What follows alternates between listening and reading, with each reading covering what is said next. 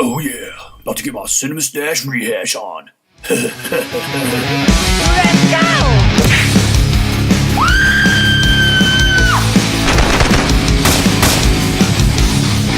What? Oh yeah. Podcasting from Chico, California, and home of the world's largest functional yo-yo. They are Cinema Stash Rehash. Join them as they talk movies, make fun of them, and discover how they fuel your everyday life paranoia. Let me welcome you to... Hey everybody, welcome back to the podcast.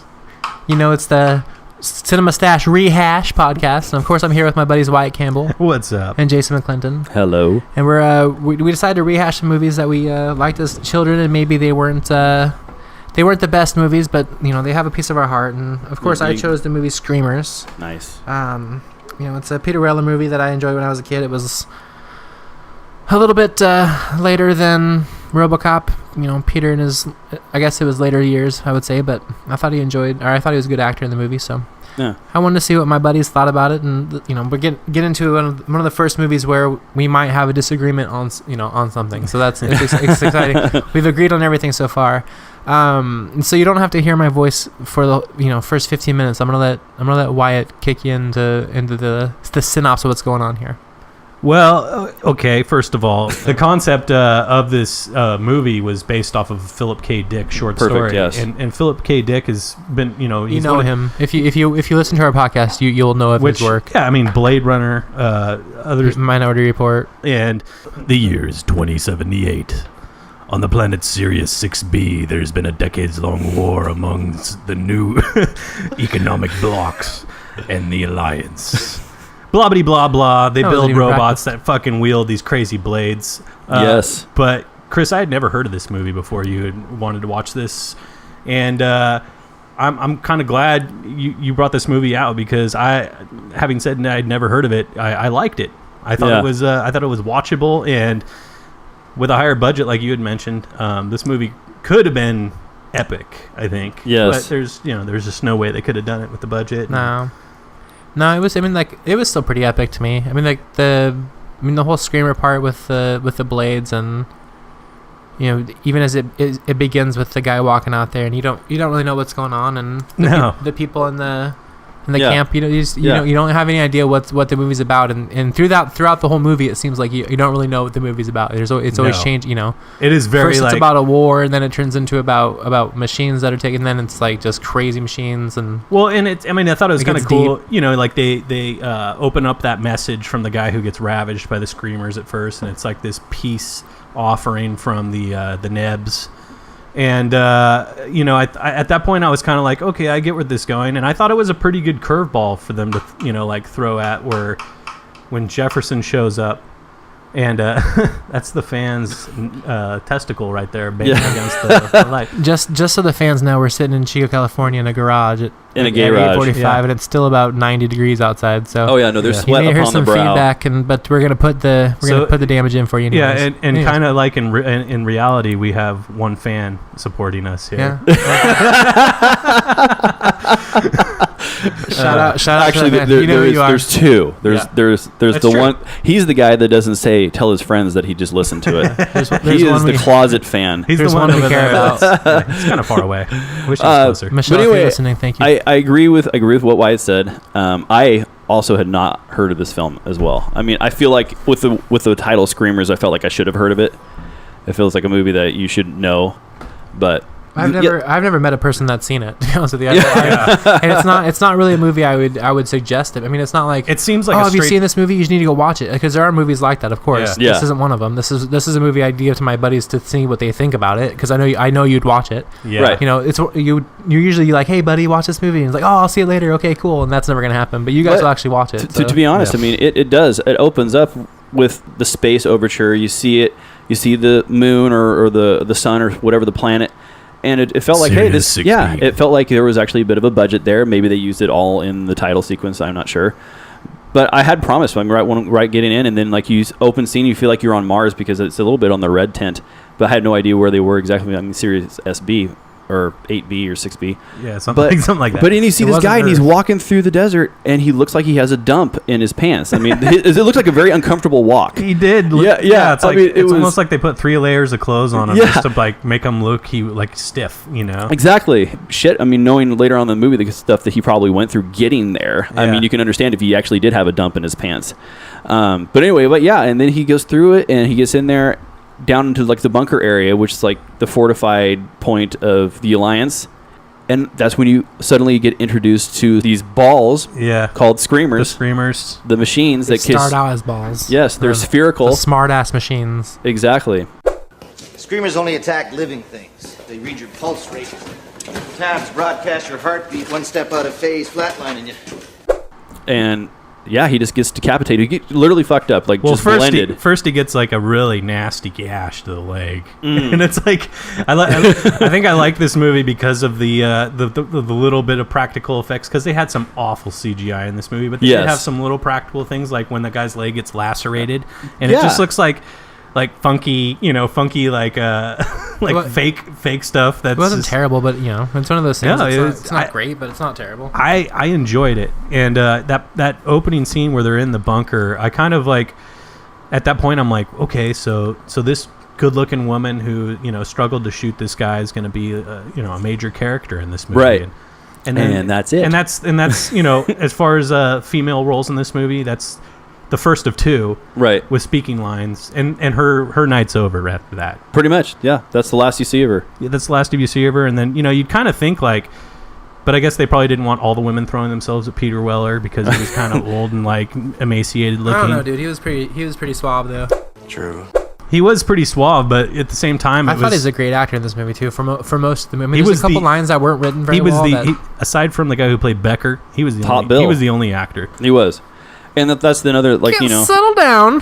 But at the same time, let's Jefferson had a couple. Get into Jefferson, Jefferson had a couple good scenes. There was a scene where I wanted to slap myself in the face because it was like the worst delivered line ever. I mean, do you think that like the director went up to him and was like, okay, Jefferson, played by Andrew Lauer, who is from one of my favorite movies called Fuck. It's got that. It's called Fuck. No, it's not like a great movie. No, it's pretty bad things or something. Very bad things. Very bad things. Very bad things. I actually heard that. He's in that movie. But anyway, like I feel like the director went up to him and he's like, okay, so those like old movies with like the shucks gee gosh kind of like farm bumpkin head guy, be him. Because I feel like his role, he was just played such a meathead, like when he. But then it was kind of he kind of became, but then he kind of became lovable. It was like, okay, like I'm on his side. He knows how to cook a rat. Yeah. But Peter Weller, and that's the thing about I don't even know if, and I'm not being mean here. I mean, RoboCop was amazing. That obviously launched Peter Weller's career. But I mean, Peter Weller, I'm not even sure, was still an actual mainstream actor by the time he did Screamers. I mean, to be the only actual actor really in this film. It seems like a straight to DVD movie. It was a B movie for sure. Yeah. But back to it. I just happened to catch it. I think when I was, you don't have to defend it. Wyatt still does this to this day. This. It's one of those things. You go to all the best videos, and there's some shit on the wall, and it's either gone or you don't know. So you go to like the back section, and I just happened to pick it up. Yeah, and I'm sure. I have an appreciation for all sci-fi though. Yeah, well, I knew this movie was special when, first of all, how much you seem to like it. I was kind of like, okay, so I Chris has a good taste in movies. I can get excited for this without knowing what it is. And then I went to all the best, and I'm like, you guys got Screamers? And the guy tweeted on the computer, and then he was like, we've got something called Screamers: The Return. You guys got Screamers? Let me see. No, but we have its ridiculous sequel. I work on the last video rental store in the world. Thanks for coming in.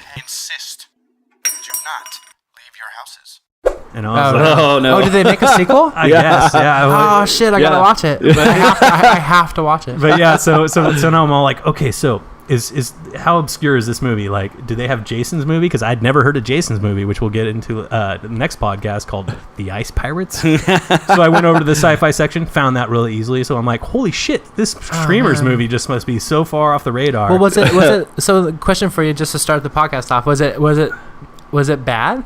Screamers? Yeah, like, did you guys? No, was it C movie bad? Was it B? No, movie bad? I actually was I don't give it that. I was under the impression Because it wasn't good. I didn't think it was great, but no, it was, but I thought it was worthy of like the era, like 1994, 95. I thought that was kind of, could have gotten away with being like a low end movie, like not a B movie. I would have only have guessed that knowing, that only Peter Well is the guy with star power in it. Exactly.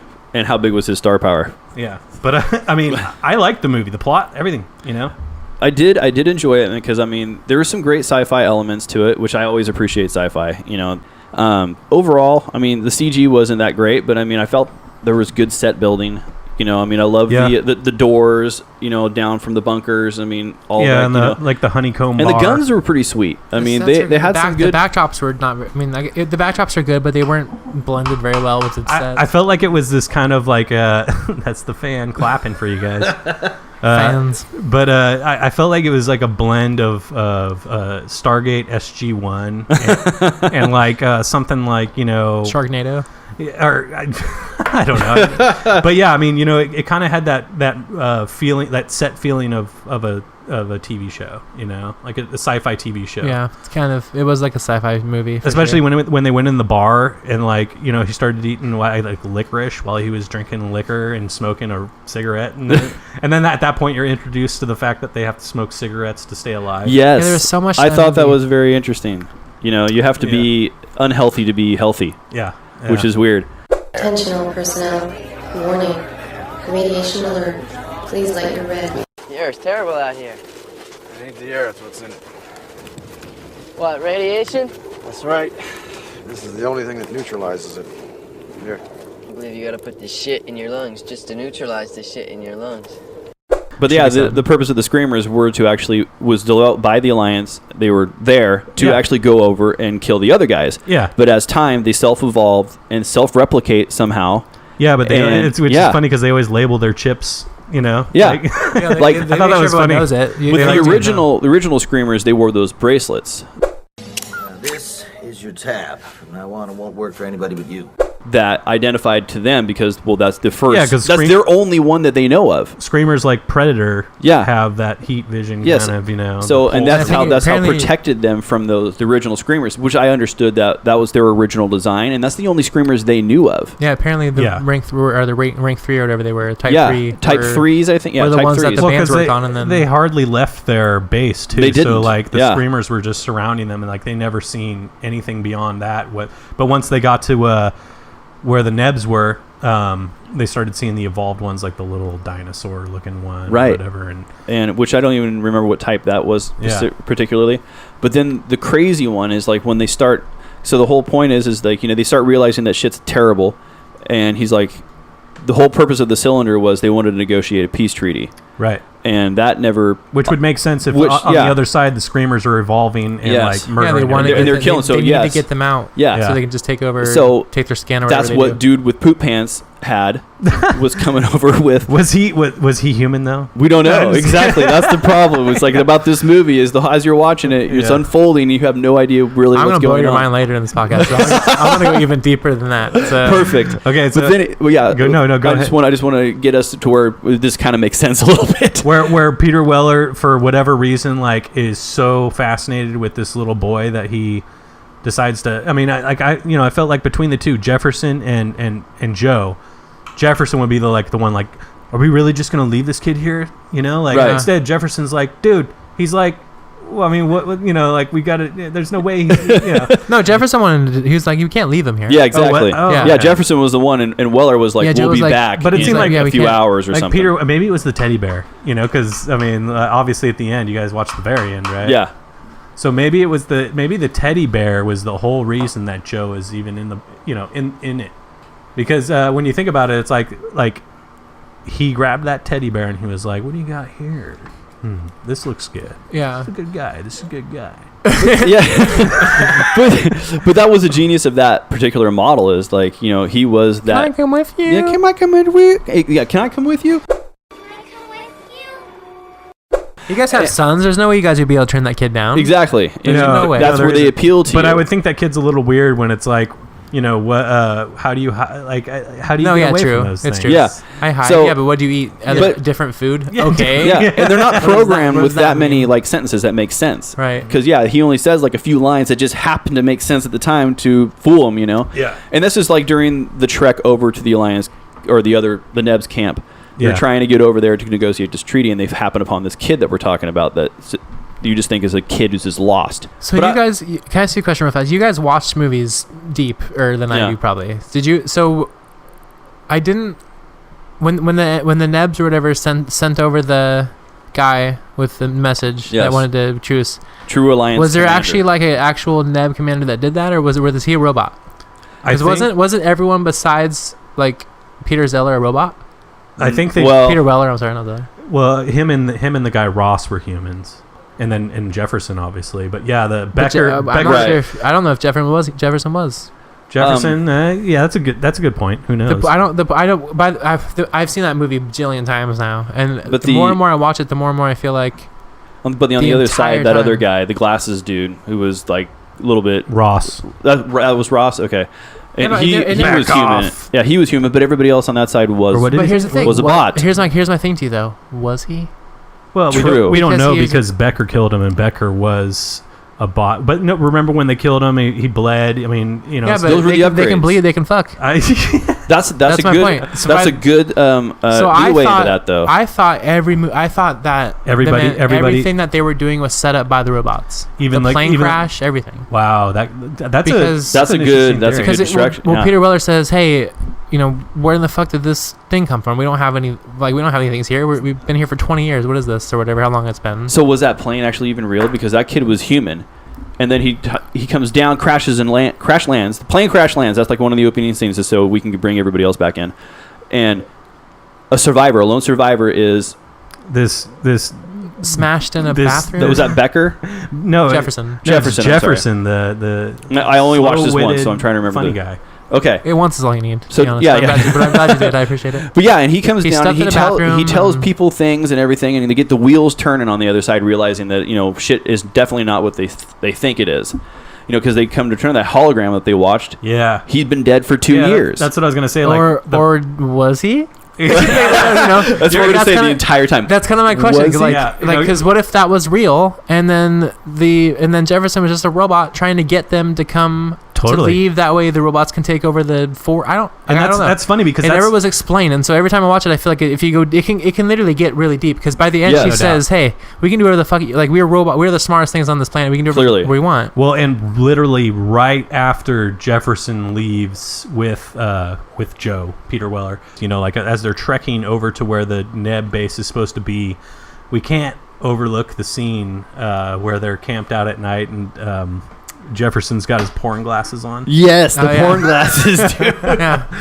It's funny too because you don't even need to like. You know that dude's human. You don't even need. Yeah, exactly. Right? That could be true. That's a good point. You don't even need to see like what's going on in those glasses to know that he's watching porn because he's got the biggest grin. He's like, oh yeah, they're like totally gyrating a little bit as he's listening. Weird. He's like, yeah. Isn't he fairly close to Joe?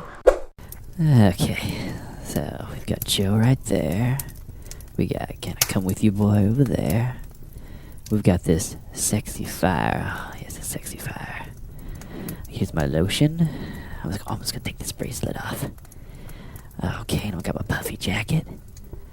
And now it's porn glasses time. Oh yeah.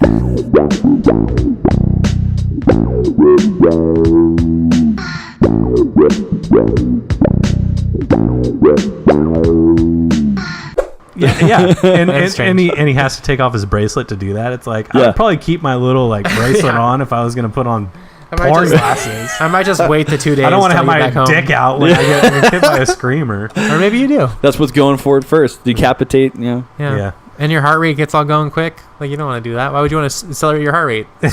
Screamers are going to know right where you are. But I was going to say, like, that leads up to where they get to the NEB base. And I think the second best actor of the movie shows up, and that's the guy that plays Becker, who is Ray Dupuy. Well, there's only like 7 actors in this movie. Yeah, so but it's not, I mean, it's not a you gotta cast admit, filled. Becker is the second best actor. that was the teardrop guy. Yeah. Yes, pretty boy. Yeah. I think you're underestimating Jefferson. I mean, he had some good scenes. Okay, maybe I shouldn't say actor. I should say character. Okay, We'll say that. Okay, we'll Yeah. change that to that because I feel like I feel like I want to punch you in the face right now. Oh God. There you go. He's starting to defend this shit now. Say that again about Jefferson. Say it one more time. I can't wait to do Under Siege. No. Under Siege. But yeah, so then they get over there, and so they finally make it to the NEB camp, and that's when you're introduced to Becker and I don't know who Glasses Boy is. Ross. Okay, and then we meet Hot Tits Jennifer. Yes. Or Jennifer, Jessica. Well, Jessica's the name, yeah. But yeah, and you finally meet, and you're thinking everybody is like, okay, right away you find out that there's nobody over there. Like that camp has been thoroughly devastated and destroyed. That's about it. That's who's there. There's like 4 people. Well, and they blow away the Type 4 or whatever. Yeah. The kid. They blow away the kid, and they figure out that like the Screamers are making cyborgs. Yeah, or whatever. because they've seen those fucks. But well, and they had known about the warrior guy that lays in the field and cries for help.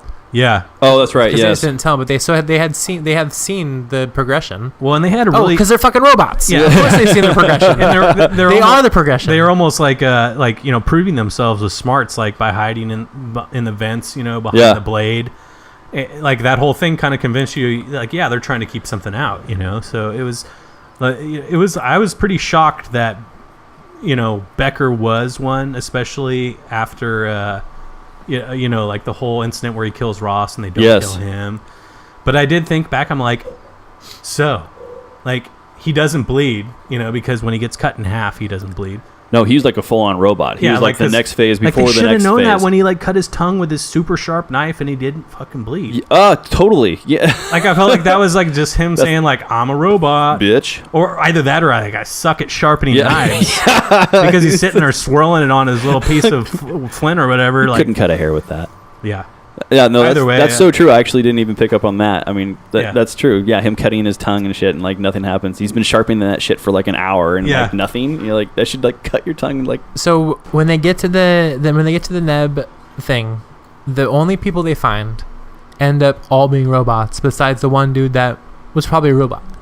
So I feel like there's who would have sent that. So I feel like it had to have been the robots that sent the beginning guy. Yeah. It had to be. Because once they got to where there was nobody there. Even the people that were there to begin with were robots. And it didn't take him 2 years to walk that far. No, it didn't. There was supposed to be a war. There was just a war happening. God, so Chris, you're just ripping this movie up in front of me, and trying to build a new one because I had this idea. I know. That's what I'm saying. Every time I watch it, it gets deeper and deeper. And the deepest part is, I watched it this time and I was thinking, holy shit, what if Peter is a fucking robot? Because not one time does it say that he's not a robot, and he doesn't cut his hand. No, so you don't see him bleed or anything. That's right, because she said that's right. Wait, you're talking about Joe? I'm talking about Joe. I don't think he's a robot. We're just I don't think so, but I'm saying I don't. The movie, they could all, they're all self-aware. They could be real. I don't know. He could almost be the supreme model type, because everyone progresses in some way. Then they finally bleed. Except for he had he had the biological handprint thing, I mean, to me, I buy every minute of him, Chuck, that whole scene in the base being humans, isolated.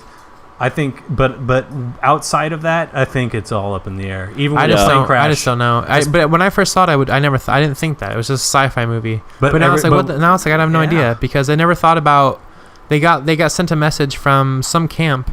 And when they got to the camp, there was nobody there but a couple robots that had never met each other until 2 days ago. Right. Yeah. And it's like, well, if there was supposed to be someone there sending a priest cheat or something, so it had to have been set up. And I never thought about that till today. Well, that makes sense though too now, because. And so now, if it was set up from the whole beginning.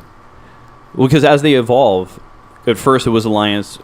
They created them to destroy them, but they evolved each time, and their mission changed to destroying all humans. Yeah, so that makes sense. They kill the other side, and they start making infiltrators. If they evolve to replicate themselves, then they're evolving consciously too. So it means they're developing opinions. So it's like, suddenly it's not about just getting after the NEBs, like you're saying. It's humans. Yeah, they're naturally just there to kill everybody. And now. Joe so eloquently states, who knows? Maybe they're using methane to replicate. Right. It's like that's a good point. Like they could be using human biology to somehow extend their life. Oh, the gross part is I think they're taking skin. Because they have to, the robots have to create human skin somehow. Oh, mind blown. See what I'm saying? That's gross, right? That's legitly cool. We're getting back into Buffalo Bill RoboCop. We're just getting crazy during here, the movie, as it happens, the robots take everything with them. And he was saying you use it, maybe they make whatever out of methane gas. So he's trying to make excuses for it. But the excuse was that they made human parts out of it. Yeah, that's where the blood they were from. making skin suits. Like where would the blood have come from? Yep. Where the skin have That's come how from. they started evolving. The hair, the eyeballs, all that stuff comes from human. I thought human beings. That's why they take it. It has to be why they take it with them. Well, yeah, and that's like what I was. When you think about if the Screamers built these three to be a kind of destination for somebody wandering back to the NEB base, you'd have the panicky guy in Ross who's always chewing on his drawstring or whatever that is, and then Becker who's the clear psycho, but you kind of want him on your side because he's deadly. Yeah. And then the tits, clearly, because all she does is she's like, here's some scotch, follow me, I'm gonna sponge bath in front of you, and I'm basically telling you I'd have sex for a ride out of here. Yeah, basically. Yes, and here's my boobs. Let's do this. Yeah, all things. I mean, the only thing that's kind of unappealing to Joe is Ross, who's panicky. Yep. But it's kind of weird because he and Becker, maybe they're symbiotic. Like they're a duo. Where it's like you got to have Becker, the guy pestering. To offset it. Yeah. Yeah. Oh, geez, that's a great point. He could have killed him just to show that he's like, hey, I'm not a robot, he's a robot. That's the design. That's the deep infiltration. Yeah. What's interesting though is as ranks go, it felt like they were kind of introducing the ranks as it went on, which to me means the woman was the final rank. Yeah. Yes. The highest model. So right. Because they learned how to create a woman and. Yeah. Once it's a sexual thing, it's pretty much over. I wish she would have said and breed.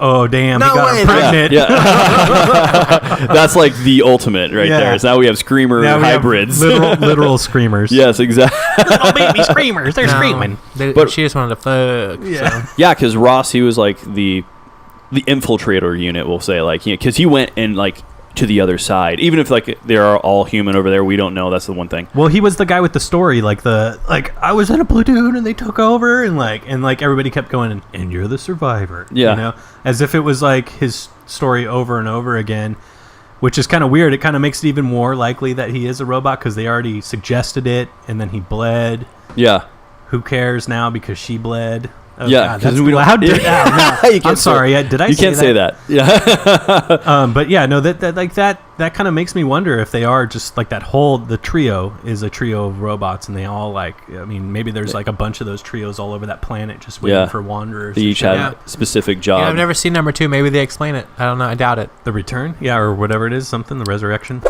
You mean the ridiculous sequel? Yeah. Maybe I'll watch that tonight when I get home. I don't know. Yeah. I don't have a lot of time. We'll see. So the soldier was the draw out. And then the boy was the companion. The boy was the I think either the infiltrator or the one that brings them to the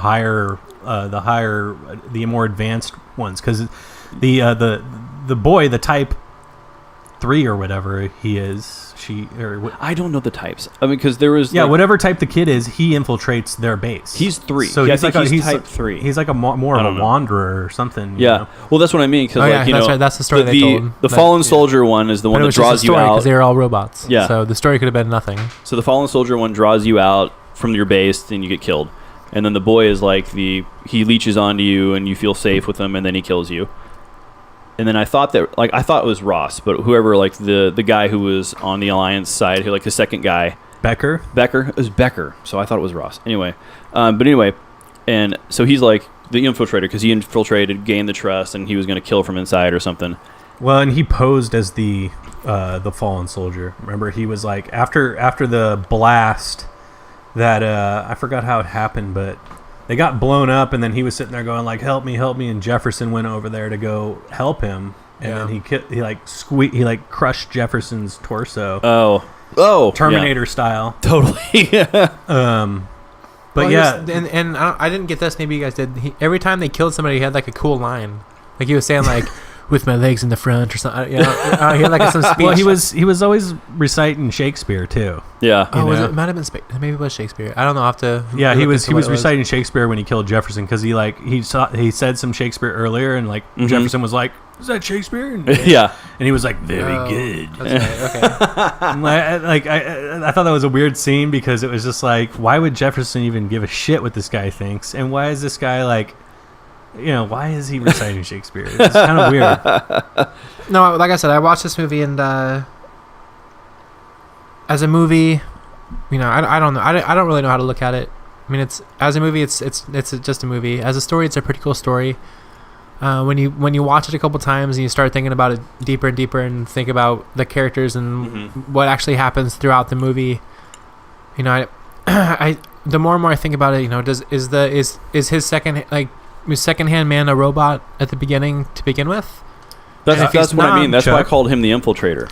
Because if he's not, then I don't think so. Because I feel like maybe if you want to get really kind of speculative, because so you're telling me the robots evolve in like days. No, but I think at this point we can accept the fact that the kid infiltrated them and turned them all into kids. And when even at his camp, at Chuck's, even at the beginning camp, at Joe's camp, at the very beginning of the movie, his partner Chuck is his partner, right? I think they're all human. I think they are in a bubble and they just don't go outside and they haven't experienced anything outside of the level of level 1 screamer. So my question is this: so when they leave, they're gone for a day. How long are they gone? They were overnight once, right? He said it was going to take like 2 or like 4 days at one point. I remember, less than a week. I think. So while they were gone, the robots evolved enough to have a Frank, apparently, or Chuck, or whatever his name was. No, I don't know. Well, no, the Chuck. So that was my question. So they can evolve that fast to get themselves a Chuck. Yeah. Or was Chuck a robot to begin with? That's a good. You mean because at the end? Yeah, because they didn't really explain much, and he had, once again, it's probably way too looking into it. It's a freaking B-roll sci-fi movie, right? Mm-hmm. But I mean, I get where you. That was my question. If it's a story based on Philip K. Dick, then I guarantee you he thought about it. Oh yeah, the whole point of it is the evolution of AI to like rise up against whoever built them, like Battlestar Galactica. Exactly, dude. All that good shit. But I mean that's like the inner beauty of this movie to me. Like that's why I said I liked it, because it's like about AI evolving, which is like the major peril of artificial intelligence. Is that you're developing. If you're developing intelligence, you can't call it artificial.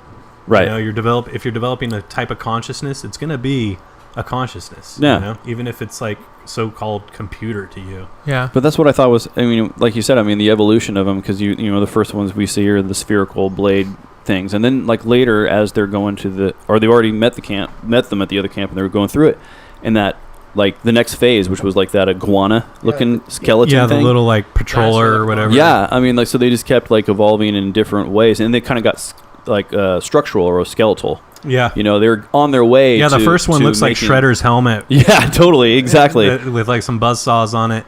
Well, I think Wyatt had a good point earlier when he said they were just the beginning. I don't think those ones ever evolved. Those are just there, and they were the ones that were there set. It's like an organism, like the heart of an organism is going to stay the same as it started, and then everything outside of it's going to kind of fractal out into something different. I did like that Jefferson was like, "What?" Or Jefferson was like, "What? Are you kidding me? You let these guys? You don't even know what they're doing? That makes no sense." I was like, "Yeah, it doesn't make any sense at all." Like, fuck it, we're just gonna ignore that. we're gonna let that go. Well, yeah, and I mean, like, in reflection, Joe's lecturing of Jefferson on like the, like, you guys don't know about these things. Like, it kind of does seem arrogant, to think that, you could just be in this bubble and be like, yep, there are little blades, but another like thing I wanted to mention that like is kind of unlikely is like Joe he's a very obviously very adept with these devices, because he always knows where to find the chip. Yeah, like even in Becker, he's just all like, boop with his knife, and he's like, "Oh, I've never seen this one." Yeah, he just like He didn't even know they existed like a month ago, or like even 3 seconds ago. Yeah, it's like all he needs is a knife, and he just pops. This is them where out. the chip would be. Oh! How did you do that? Again! Yeah. Maybe he has a sense or something. I don't know. Yeah, There's one part of the movie that threw me to where I thought now I hate the movie. definitely. No, dude, I like it. I want you to like it with me. The part that I was going to bring up, and I mean, because it was shortly after you still the "Can I come with you" and everything, but after he's sliding the chip, and then that other boy unit comes out of nowhere. He has to kill that one, Right. and then he's running trying to catch up with everybody. And the first person he runs into finally was Jefferson, and he says the line. He goes, "Can I come with you?" And like right then and there, I was like, "Oh man, maybe he's." Yeah, that was. And then he was like, yeah. And then he like punched him in the shoulder, like that wasn't funny. Yeah, And yeah, was like, I mean, was he joking? Because yeah. it sounded pretty sincere to me. "Can I come with you?" And I'm like, Yeah. Wait, what? Okay, so I just noticed that. I think everybody there was a robot. So I think by the end it probably was. was. By robot. I think it was a movie about robots now. That makes me want to read the Factioning robots It really destroying does each make other. me want to read the Philip K. Dick story, because maybe in the Philip K. Dick story there's a little bit more clarity as to whether or not everybody Was it? Do you know if it was like word for word? No, it's No, just I don't because the think so. short story is about it's on the moon after it's a supposed future where the Russia has won the Cold War, and the remaining Americans have evacuated to the moon, and to prevent themselves from being hunted down furthermore, they build these robots to patrol the moon surface while they hide inside of it. Gotcha. In bases. And so I mean the premise, like it kind of, I'm sure in the short story it's about the AI that they build eventually turning on them and Yeah, evolving. almost everything he wrote was, I guess, some kind of AI. So, yeah, I mean, it makes me want to read, like, because I mean, I've never even heard of this one. Like, this is just one of these things I've never heard of, kind of like the next movie. I do have to say one thing about. I mean, I just thought that it was completely unnecessary and kind of like really, really hokey and terrible.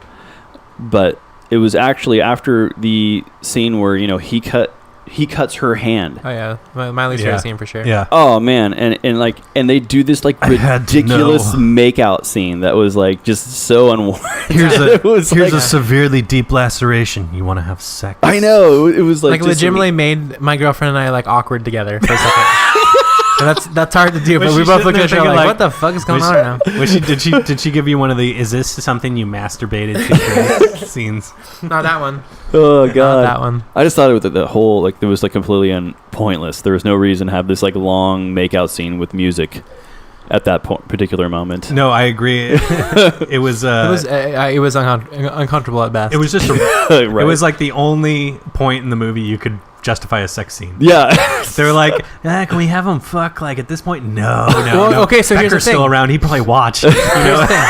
It was a stupid ass scene. It was a dumbass scene, but they had to do it to set up the later scene when she says we can fuck. Like he knows they can fuck. They fucked. Yeah. You know what I mean? Yeah. Like so it had like this. They kind of had to set that up for later or something. yeah. But it was bad. I watched it and I was like, holy crap, this is. I was just wondering like when was she waiting to say that? Because she goes down the elevator like in a special room and it's like he's like, I gotta get the crane. Yeah. Like you think she would have been like, oh, like if we never see each other again, like yeah, that's right, I'm a robot. We didn't even know. Yeah. But she waits. I mean, she waits for a while. Like she literally like lets the other robot try and kill him. Yeah. Also, why was she good? Why was she good the whole time? I think that was Why part was of she good at all? evolution.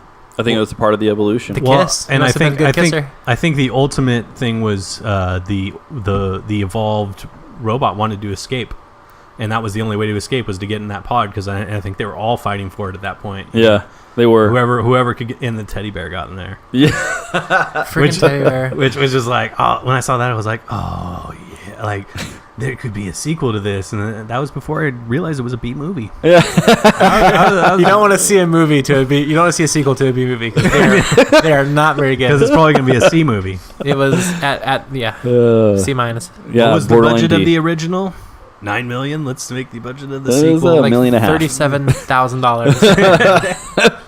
Peter Weller's grandson. Spend it all in one moment and use cardboard cutouts. I'm excited for the to rest. see it though, so that's fine. Well, I mean, supposedly Peter Weller was so not there. I mean, I would say he did a good job. It wasn't like he was just mailing it in, but like, when a reporter asked him what's going on the set, he said, I don't know. I just show up and I get paid. Yeah, dude. I show up, say my lines, and get paid. Well, he did a fine job. So yeah, he did. Especially like there was one scene where he was pretty passionate, pretty powerful. I forget. I forgot to write. Oh, please tell me the scene. I forgot to write it down.